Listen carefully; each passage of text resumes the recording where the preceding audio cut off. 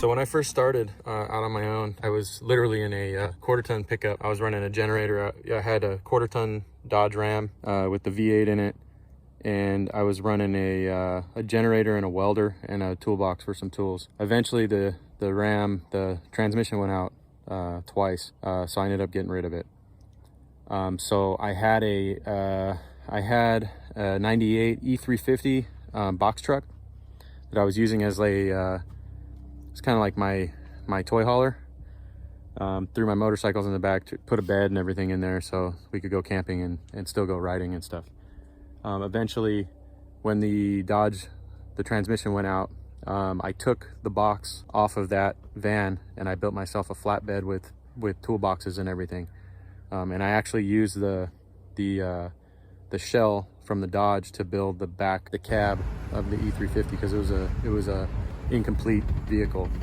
And I'll put some pictures of my truck. I really liked that thing. It was a fun project. Super cool flatbed. Everywhere I went, people stopped me and were like, man, it was a really cool truck. But it had the 5.4 liter in it. It had low miles. I only had like 100. I think when I sold it, it had just over 100,000 miles on it. And I pimped that thing out, man. I put airbags on it. I did a bunch of work to it.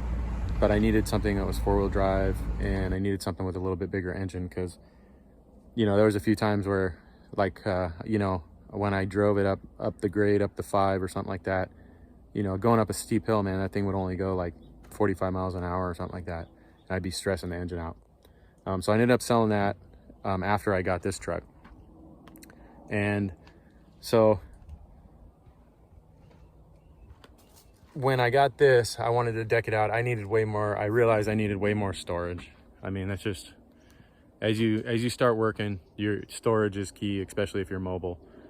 There's never enough storage. Even with this, I'm like, man, I should have got an extended frame with the larger box. But I like having this because it's easier to park. So I have everything kind of situated, so it's really it's really compact, so I can still park it in a parking lot. But that was the one thing about my E350 van, is it was 20 something feet long. Yeah, it was something ridiculous.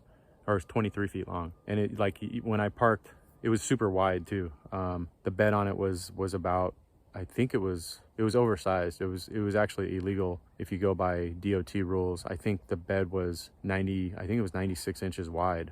And it was a super cool truck, but I needed something a little bit more professional, and I need something with more storage, more toolboxes. So I went and I found this on Craigslist.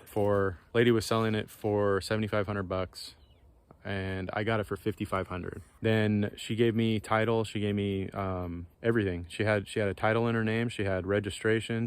I got a bill of sale. I got her license number. So I was like, good to go. Drove it home, gave her the $5,500, drove it home. And when I went to the DMV, it had a lien on the title, and the title that she had given me was fraudulent. The DMV actually took the title from me because it was such a good fraud. It was such a good fake title. And so they took it from me, and I think they're doing their own investigation. I then called the lady to get my money back because I went to the DMV.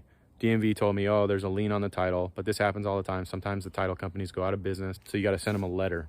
So that took a month. I sent the guy a letter. Finally, I got a phone call about a month later, and he told me, hey, yeah, you have my truck. I've been looking for my truck since 2017. He was a dealer. So I told him what's going on. I told him that I paid this lady, and basically he told me, you got to return my truck. But if you return my truck and I don't have to repo it, I'll give you the truck at a good price. So I had mentioned to him that, well, I already paid, $5,500 out of my pocket for it. So then I called the lady that sold it to me, and I told her, I'm losing the truck. She gave me, I don't remember, she still owed me $2,900. She gave me some of the money back. So I gave her $5,500, and I want to say she gave me $2,200 or $2,300 back. In the end, I went up there 2 or 3 times, and she gave me money each time. And every time I went up there to talk to her, it was like she was like, I'll give you $1,500, and she'd show up with $1,300. Eventually, the third time I went up there, she didn't show. She wanted me to bring the truck back. And if I brought the truck back, I was afraid that they were going to rob me or something. Because eventually her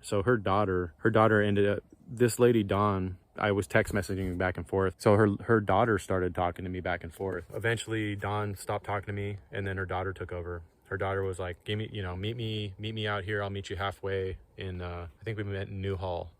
And she's like, bring the truck with you and I'll give you the rest of your money. So I wasn't too sure. So we brought the truck because I was hoping to get my money back. They never showed up. They gave me some sob story about how her car overheated on the grade, and they never showed up. And then she eventually, I told her, well, I'm going to sue you guys. I'm going to turn you into the police. And she told me, oh, I'll give you your money back, but you have to bring the truck to my house.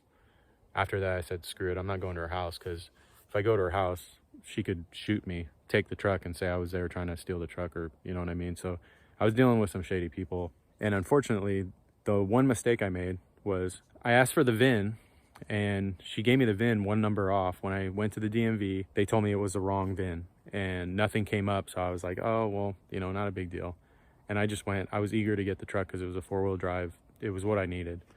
So I went and got the truck without fixing that. If I would have checked the VIN, I would have seen that there was a lien on it. So that's the only way you can keep yourself out of these situations, is you have to get the VIN on the vehicle. Once you get the VIN, you can go to the DMV and they'll give you all the information on it. So long story short, I ended up giving the vehicle back to the lien holder. He had it for a month. I then went back to pick it up from him. He charged me another $3,700 for it. So at this point, I'm like $2,900 plus the gas plus $3,700. I had to deal with late fees and stuff like that with the DMV, which was another $2,000.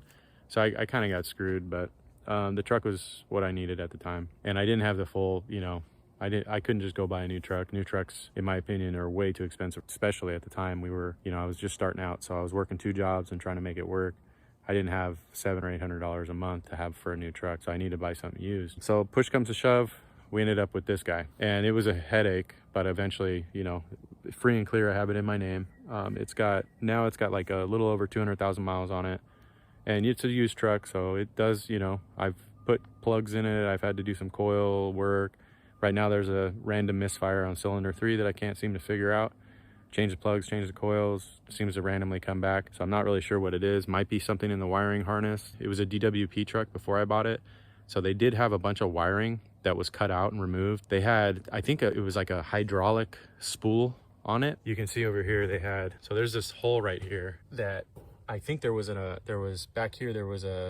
hydraulic motor that would come out, and it would run a spool off the side of it, because there's a connection here there's a connection right here for a control, and then there's also this little door that still has all the stuff in there for, I think, for that hydraulic motor, whatever they were doing with it.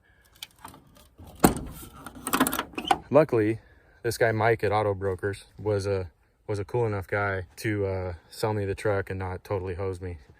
If it wasn't for that guy, I would have been totally screwed. I did try to sue the lady. I filed court papers and everything, had to file it in Bakersfield. Basically, it got all screwed up. I was late to court. They threw it out, and then she disappeared off the face of the planet. I can still try to sue her, but I have a feeling that I'm not going to be able to find her. I got the truck for a decent price still. Not as cheap as I thought I was going to get it, but in the end, I still got my vehicle. Yeah, so don't make those stupid mistakes.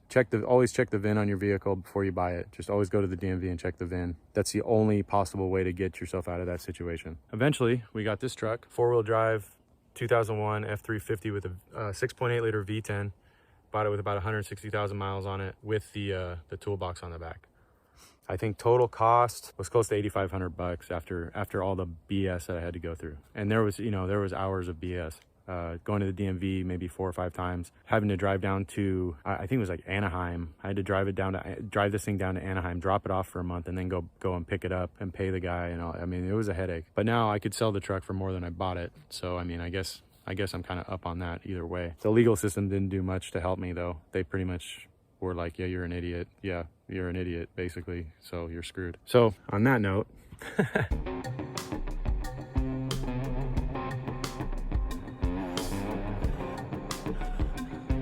Well,